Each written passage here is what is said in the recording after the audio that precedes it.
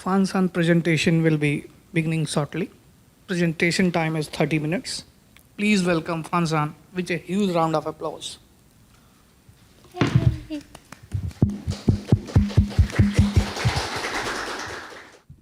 Okay, hi everyone. Thank you for coming to my talk today. I know it's the last, maybe best for last. I hope you're all hungry for dessert now because this talk will be all about the desserts I ate in Japan. And this is a project based on my experiences during my first trip last year. And I can't wait to show you all what I learned from building this app. It's a Python-powered project, dessert adventure through Japan called Sweetski. Okay, so meet the developer. That's me, Diane. I write code at Launch Darkly. I enjoy attending live music events, and I love riding trains to different neighborhoods. This is very fun because I get to explore small neighborhoods and coffee shops that might not be as popular, and it's very fun to support like little small local businesses that might not be popular yet. So I am from America, and I love to travel for sweets. From California to New York, I try to look for all the best ice cream. And in Europe, I travel for gelato and all the great croissants. And in Japan, the ichigo keki is so yummy. I will go all over to eat ice cream and cake.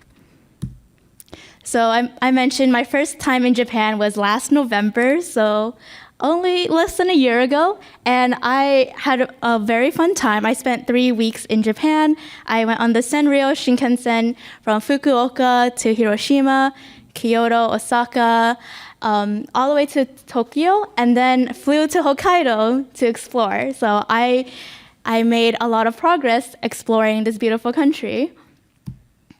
So can you tell that I love desserts? I'm a big fan of themed food, and it's just so cute. I want to take a picture of everything. I love the desserts from Disney, Pom Pom Purin Cafe, and the kakigori. I put all the plushies and toys out there. So I also love to collect data. During my 3 weeks in Japan, I ate 12 kakigori, 22 bowls of ramen, and way too much dessert. And it was just so fun because everything was so delicious here in Japan. So, do you take pictures of your food? I do. Yay, a lot of people do. Everything is so cute here. It looks amazing. So, I was always on the move when I was in Japan. I walked a lot of steps. I was having way too much fun. And at the end of the day, I was too sleepy to keep track of everything. I had so many pictures, went to so many places, but there was no time. I just needed to go sleep and get ready for the next day. So I wonder, can technology solve my problems of having too much fun and needing to sleep but remember everything? So I looked on the internet and found this workspace called Notion. And if you don't know, Notion is this great tool that allows you to kind of have like an online journal or diary and keep track of everything, like all your interests in one space. So this was very useful for me because I was able to record the dates and the restaurant locations, even tag it with what kind of food I ate there, and then write the notes of like what I ate, what was so memorable about it, and even add a picture. And that was really important to me because I want to save all these memories. And I even had a gallery view. So Notion did everything I wanted to keep track of my adventure in Japan. And it was cool because I could also send this to my friends and I don't have to post on social media at all. But wait, there is another question. How will people know that I traveled very far for food? Like, I went all over Japan. I needed people to know that I traveled out of my way. And then there's Travelog. So for those of you who don't know, Travelog is this amazing website that the locals use here in order to find the highly rated restaurants and cafes, anything you're craving. So I used Travelog heavily during my trip, and it was very interesting because in America, we use Yelp or Google reviews to look for restaurants to try out. But here in Japan, they had a different rating system as well. Like 3.4, it's kind of average, not it's okay. But 3.51 is very good. And then even higher, much better and excellent. So I was curious, like, is this accurate? Like, who is rating all this food? So it was my mission to find out if the Travelog ratings were very accurate. So I created Sweetski. It's a play on words. In English, sweets is like sugar, desserts, the baked goods. And ki in Japanese is to record and log. So I wanted to record all the sweets I eat in Japan. So this is a Python project that is powered by lots of data and cute things. And yeah, I'm going to talk more about it now. So there are 3 takeaways I want you to all have from this talk. The big idea is that we can use technology to help organize our interests and explain what's important. So I use technology to figure out like all the interests I have and organize it in one space. And creativity is the key. We can use Python to make cute projects, and we can also use Python tools in order to tell stories.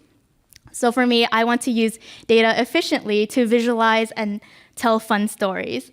I think this is very important because when I'm traveling, I have so many memories, and I want to be able to keep track of it all and tell my friends and family. So how did I build this? Well, it's powered by Python. All of it is Python.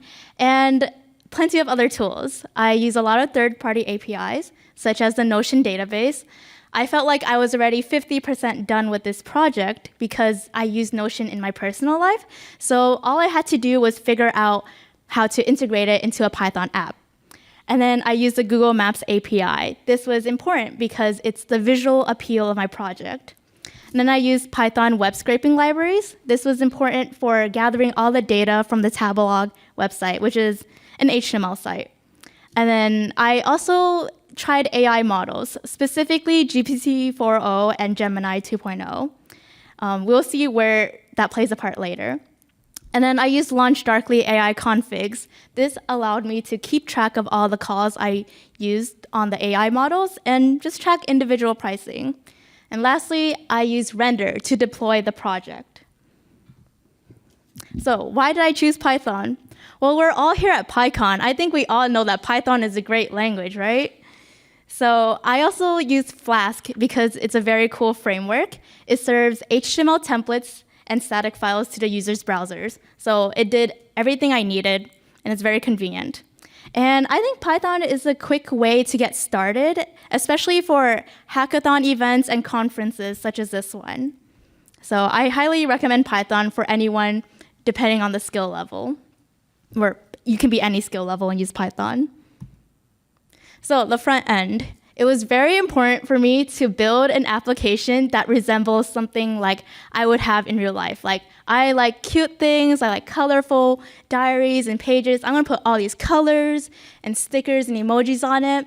And then I want to have a map because I want to be able to convey the story that I traveled near and far just to eat dessert. So Flask application serves all these HTML templates to the user's browsers. And then when you click on the pinpoint, you're able to see like the link to Travelog and the link to my Notion page. So I felt like that's what I wanted in my personal app. So Notion, the database logic. Like I said, I already used Notion, and it's very convenient because it's such a lightweight database. And if I want to make changes, I can easily go into Notion and just view and edit the data. I don't even have to touch the code at all. But I did use Notion's Python SDK because I had to like integrate it all together, and it was pretty good. It gets the job done, and it was fun to use. All I had to do was create a dedicated service wrapper to delegate all the API calls. So that was creating the Travelog entry and retrieving all the entries so that we can see it on the website. Okay, so here's a code snippet of what it was like to work with the Notion API. All I had to do was create the entry and understand what kind of properties I was working with. So I went to the Notion workspace and I tried to understand like what kind of data I want in the database and then what kind of properties were allowed. And I just had to tell Python to format it correctly so that all the data can be parsed and input into my database very quick. So as you can see, there's The link, it's a URL. The notes, the restaurant name, it's all a rich text format. And then the rating is a number. So it was pretty easy. Once I knew what kind of data I wanted, just put it into the function. And then render, it's a platform as a service. I use this in order to deploy the app. Other options I considered were Heroku, Google Cloud Platform, or AWS, but I decided to go with render because it was pretty quick and it just updates my live site with my last Git commit. So it was very easy and I highly recommend it to anyone who wants to deploy quickly. Okay, so another technical question. Does AI know how to use Google Maps? Like, we hear a lot of stories of AI being able to help us with little tasks, big tasks, but can it use Google Maps? Let's see. So for those of you who haven't seen Tabelog before, this is a snippet of the website. This is in English, but this is one of my favorite cafes in Tokyo. It's a 3.64, so you know it's very good. I had kakigori there like 3 times, and it's very convenient. It has a picture and the coordinates or the address that I can put into my navigation app. That's very important because as a traveler, I want to be able to like copy and paste that and locate the location quickly. But the pinpoint right there, I really wanted to copy that into my app. So how can I do that fast and manually, or maybe not manually? So I used Python web scraping libraries, mostly Beautiful Soup. All I had to do was validate the Tabelog URL, and if I put something else, like an incorrect URL, it's going to throw an error message. Then my Python app will scrape all the relevant data from Tabelog, and it's very convenient because there's structured HTML data, or structured HTML format. And Beautiful Soup is much faster and uses less memory than Selenium, so that's why I use Beautiful Soup for this entire web scraping process. So handling the data. I scraped all the data I needed from Tabelog. This is the Notion database. The restaurant name is there, the date that I visited the restaurant, the address, the categories, the ratings, and even my notes and the URL. Once I have all this information scraped, I call an AI model to look up the location from Tabelog, and then I return the coordinates, or my app returns the coordinates, the latitude and longitude, and then inputs it into the Notion database for me. So the last 2 columns were created by an AI model. I also had fun with the AI models. I was just talking to it. I asked the AI model to respond in a very fun way, add some Calmojis, add some fun, just so I can read something and not be bored working on this project. And I just really needed to gather as much data as I could because I needed to test the model. Are these location coordinates accurate? I even tried it out on train stations, and just to see if AI could really work with Google Maps. So here's an example, just a random restaurant or cafe I found in Hiroshima called 8. And I took a screenshot of the map. You see that the pinpoint is in a little plaza. So I ran this through an AI model. I asked it to find the location coordinates for me. And then I put those coordinates into Google Maps. Do you think it's accurate? It doesn't really look accurate, right? It's kind of sad. Neither of the parsed generated AI coordinates are in the plaza. So I just had to keep running models on different Tabelog URLs to see what would hit. So I started to battle 2 models together. There's OpenAI and there's Gemini. I used this on Shiroi Kobita Park. When I was in Hokkaido, I ate soft serve there, and I still dream of it to this day. It got a 3.59, so you know it's very good. Anyways, I printed out the statements onto my terminal. I decided to see if GPT-4o had more accurate coordinates. And then I copied it into Google Maps and plotted it. And I did the same thing for Gemini. There were different coordinates, and it looks like they're still off. But, what do you think? Maybe one of them is closer? I think Gemini is a bit more accurate geographically near the park's longitude. So perhaps Gemini is a better model for my project. But I just have to keep battling these two models together to figure out what's best for my project. And perhaps Gemini is better because it's owned by Google and knows how to use Google Maps. But wait, I'm making so many calls to AI models. I need to keep track of all the money I'm using to generate all these tokens. So I use LaunchDarkly. LaunchDarkly helped me figure out like how many tokens I was using for the models, and it even like showed the output costs, like how many times I called GPT-4o versus Gemini 2.0. And once I figured out which model worked best for my use case, I was able to use LaunchDarkly to roll out one specific model to all the traffic. So it was a very nifty tool for this project. Okay, demo time. So yeah, well, let's go into the, So here's the LaunchDarkly dashboard. We're gonna try battling the two models in real time together, okay? So I'm gonna battle GPT-4o and Gemini. So just put in the models I want, and I'm gonna target it. Okay, right now it's only on Gemini, but let's battle them. So I'm gonna do 50% on GPT-4o and can we see it? Yeah. 50% on Gemini. So we don't know which model is gonna be used when we create these entries. It's gonna say battle two models. Cool, and then I just click review and save. Oh, I think I saved already. Wi-Fi is not good.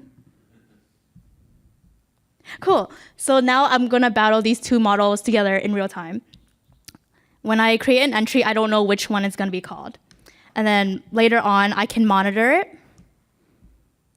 In the monitoring section, I can see like how many calls were used for each model.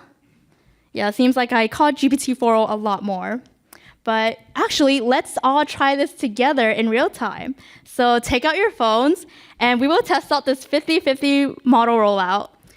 You can scan this QR code, and I want you to tell me about your favorite place that you have discovered during your time in Japan or in Hiroshima. And I want you to find a Tabelog URL for it. So I showed you the Tabelog website. So just look up the entry and then copy that URL into my app and tell me what you like about it. Like, did you like the dessert there? Did you like the meal? Did you have a fun memory? Would you recommend it? So yeah, go ahead and add your entry in, and let's test it out together. If you aren't able to do this on your phone or you don't want to, we can follow along up here. So this is the website I created. As you can see, there's the entry for the URL, your notes, and then if you scroll down, you can see my actual locations that I visited in the past week I've been here. So this is all real data. I'm gonna put, okay, and it's not dessert. I'll just do okonomiyaki. I ate at this place. Oh, I'm gonna put it here, and I'm gonna say the best okonomiyaki I ate in Hiroshima. Woo! Oh. So I'm gonna click Save button, and now we're gonna wait. One of the AI models is going to look up the coordinates for us in real time. Cool, so my entry is right there. And as you can see, there's the notes. I had the best okonomiyaki there. And then all the information from Tabelog. There's the rating, the tags, and even the location. And then there's the model, OpenAI. So it seems like if I open up the link in Notion, it's private, so you actually can't view it on your phone. But the latitude and longitude are there. So the AI model just like generated that and put it in my Notion database for me. And I'm going to see if it's accurate or not. I'm gonna click on View Map. And boom, that's like everything or every place I went to in Japan. And I'm gonna find if it's accurate or not. Like, did AI put the coordinates in the right spot? So let's zoom in. Ooh, there's like other locations in Hiroshima right now. So this place, let's look at the map. It's near the river walkway. Oh, there's some places here. No, that's not it. Oh, there's the restaurant that I just input. And it looks like it's pretty close. I think it did a good job. I think OpenAI did a good job there. Yeah, did anyone else try it out? Did you put in your favorite restaurant? Was in Tokyo? Okay. Yeah, no, that's okay. Let's all test this out together, see if your favorite restaurant is in there. Yeah, I am curious to know, did your restaurant make it in the correct spot? Is it wrong? How can we figure this out together? Meguro. No, is that it? Probably not. So AI did not do it correctly. But I went there. I went to that place for kakigori. You zoom in more? Let's check. Maybe it was incorrectly put in Shibuya? Yeah, I just added that one. It's definitely not here. Oh no! So AI did not do a good job here. 6 kilometers away. No! So AI is not good. But yeah, why don't you try this out, enter in more Tabelog entries, and let's see if anything lands. So we're testing this out all together. And then once we figure out which model is better, we can just go back to Launch Darkly and change it to either models. So what can we learn here from this project? Oh, we already did the demo. Okay, so what can we learn here today?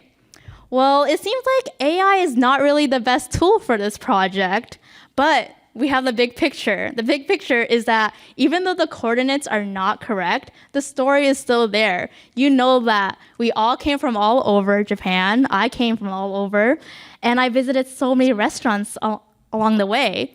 You can see the story of us going to different cities to eat wonderful food. Also, AI is doing its best, just like us. We still need humans to validate the data. So we still need the humans like myself to go into Google Maps and actually look up the latitude and longitude coordinates on my own and fix it. And not every personal project is perfect. I built this because I really wanted to have an excuse to make something for fun and something that is related to my interests. And yeah, I did have a lot of fun making this and just remembering all the memories I had here in Japan. And we take time to learn too, just like the AI models. So Python is a tool for art and storytelling, and I hope that you all are encouraged to find a data set that interests you. For me, I am interested in the data of food and locations, so I'm going to find a project about that. And I want to tell fun stories with this. I'm going to use data visualizations. For me, I use Google Maps because I thought that was the best canvas for this project. I was able to show every point, every city that I went to, and show you all my adventure. And you can all code fun projects for your hobbies. So I'm very curious to know what kind of things are you into and what kind of projects can you make after this talk. And we can open doors to new creative challenges. What if I started adding images to the journal entries? Maybe instead of the point of Tabelog entries in Notion, we can see all the ice cream that I ate. Or what if I spent more time to train the AI models to find more accurate coordinates? It helped me with one part, but maybe we can work together with the AI model to find more accurate coordinates. Or perhaps I can create a map that only shows locations of cafes that are rated 3.6 or higher. So only the best places to visit.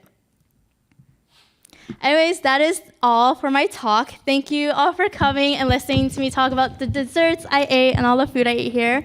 If you're on Discord, you can join the Launch Darkly Discord server or just connect with me on social media to tell me what you're building. I am on Twitter and Blue Sky, and there's my email address. Also, I do have stickers if people like to collect stickers. So yeah, I'm happy to talk more about desserts or Python or any fun projects that you want to share with me. Thank you. Arigatou gozaimasu. Thank you for your presentation.